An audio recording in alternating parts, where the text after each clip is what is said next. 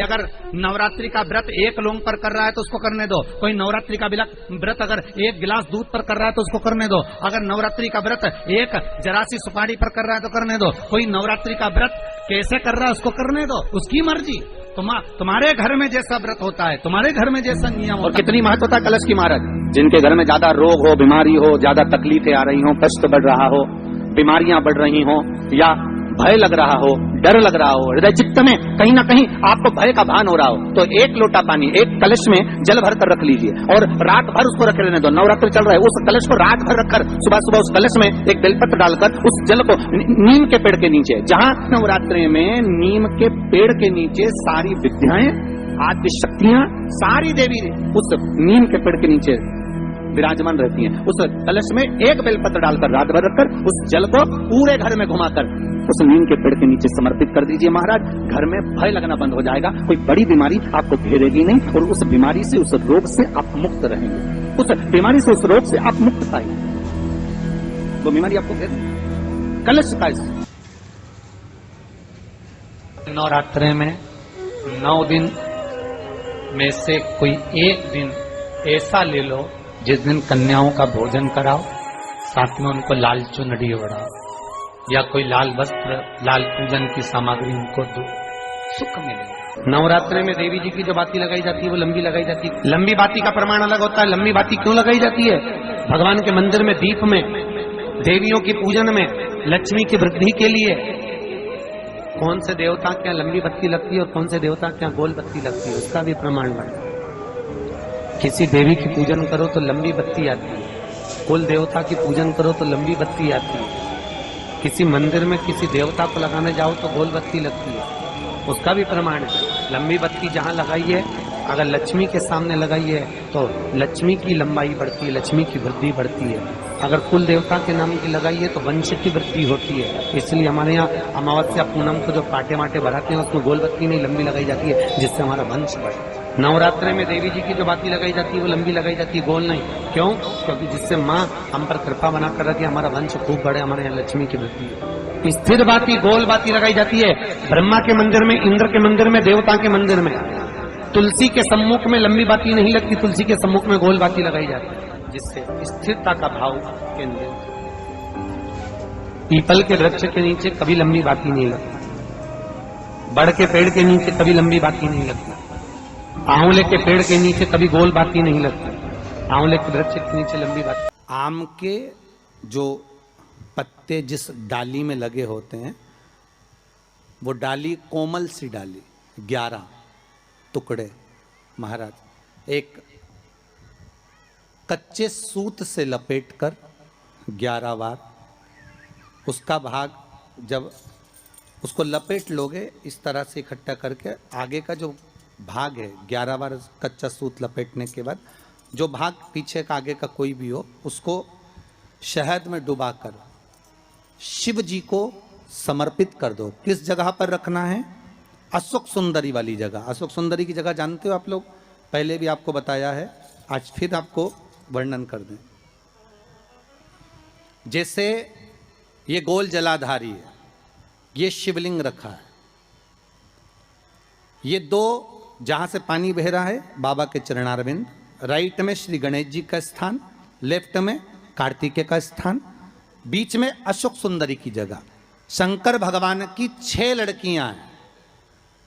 भगवान शंकर के 13 बच्चे, 13 बच्चों में से 6 लड़कियां, उस 6 लड़कियों में से एक लड़की का स्थान, भगवान शंकर की एक बेटी का स्थान, अशोक सुंदरी का स्थान सामने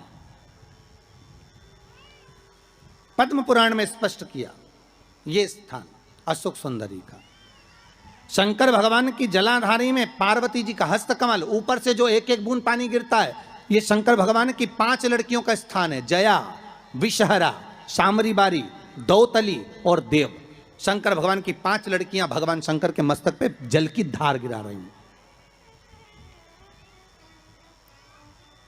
बीच में जो अशोक सुंदरी का स्थान है महाराज, उस जगह पर शहद का मुख, जो शहद आपने भिंगोया है, उस शहद का मुख शंकर जी की ओर कर कर इसी चैत्र के महीने में, इन्हीं नवरात्रि में शंकर भगवान के उस अशोक सुंदरी की जगह पर शहद का भाग शिव जी की ओर रख दें।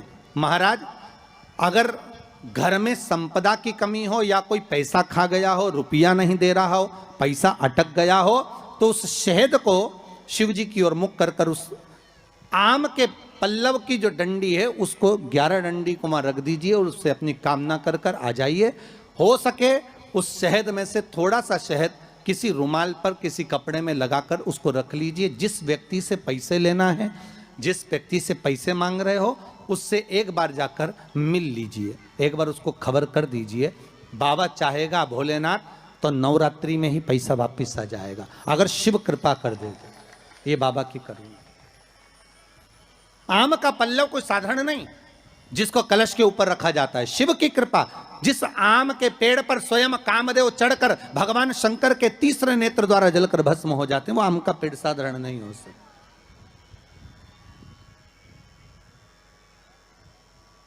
सहज नहीं है। और वैसे भी शिव शिव है महाराज। आम का जो पत्ता होता है, आम का जो पल्लव होता है, उस आम के पत्ते पर हल्दी और सिंदूर, इन दोनों से स्वस्तिक का निर्माण किया जाए। देवी भागवत का संवाद है, बहुत ध्यान देना महाराज। जिन कन्याओं का विवाह ना हो पंचमी के दिन, नवरात्रे की कोई सी भी पंचमी, मतलब जो पंचमी तिथि पड़ेगी, कोई भी नवरात्रा हो, चाहे वो 4 नवरात्रे में से, चाहे वो पौष का हो, अश्विन का हो, चैत्र का हो, आषाढ़ का हो, किसी भी नवरात्रि में आप कर सकते हैं। एक पान के पत्ते पर, एक ही पत्ते पर जो 2 स्वस्तिक बनेंगे, एक हल्दी का बनेगा, एक सिंदूर का बनेगा।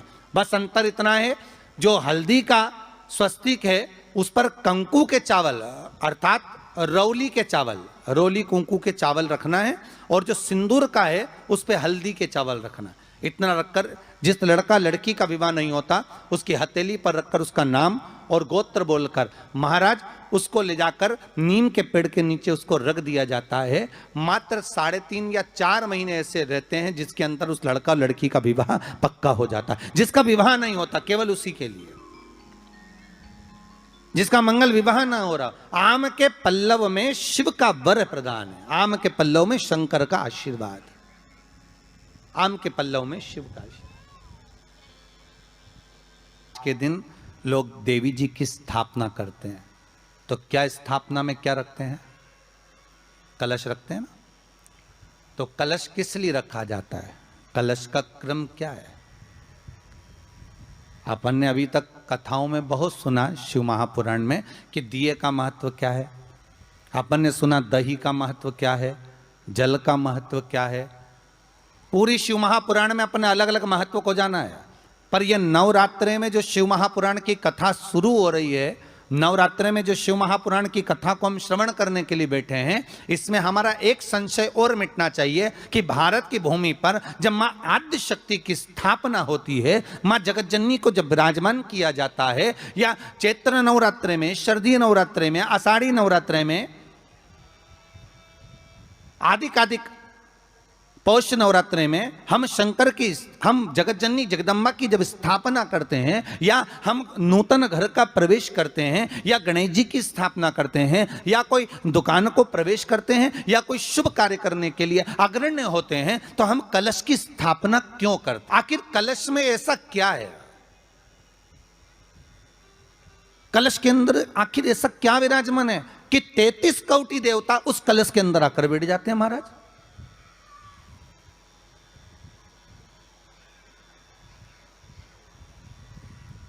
आप कोई यज्ञ करने जा रहे हो, आप कोई पोथी पुराण करने जा रहे हो, आप कोई अच्छा कार्य करने जा रहे हो, तो ब्राह्मण देवता कह देते कलश की स्थापना होगी, कलश की शोभा यात्रा निकलेगी, कलश यात्रा निकलेगी, कलश विराजमान होगा।